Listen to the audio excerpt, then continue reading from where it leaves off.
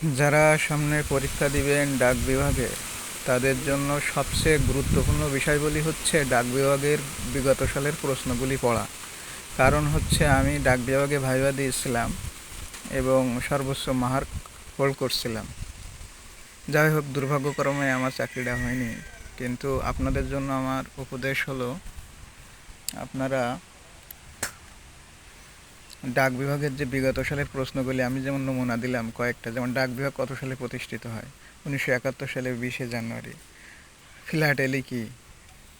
ডাক বিভাগ সম্পর্কিত বিদ্যা, ডাকবিদ্যা। তারপর স্বাধীনতার প্রথম ডাক টিকিট কত সালে প্রকাশিত হয়? তারপর হচ্ছে প্রথম পোস্ট কার্ড কত সালে ছাপা হয়? বাংলাদেশের স্বাধীন স্বাধীন বাংলাদেশের প্রথম ডাক টিকিটে কোন ছবি ছিল? এই বিষয়গুলো আপনারা বিগত সালের প্রশ্নগুলি থেকে দেখে পরীক্ষার হলে বসবেন। এবং ডাক বিভাগে এমসিকিউ হবে 70 মার্ক, রিটেন হবে হচ্ছে 100 মার্ক। টোটাল হচ্ছে 170 মার্ক এবং আপনাদের ভাইভা হচ্ছে 30 মার্ক। প্রত্যেকটাই গুরুত্বপূর্ণ এবং প্রত্যেকটাতে আলাদা আলাদা আপনাদের মার্ক হবে এবং 3টার উপর বেস করে আপনাদের মেধাক্রম তৈরি করা হবে। সো আপনাদের 3টাই খুব গুরুত্ব সহকারে দেখবেন।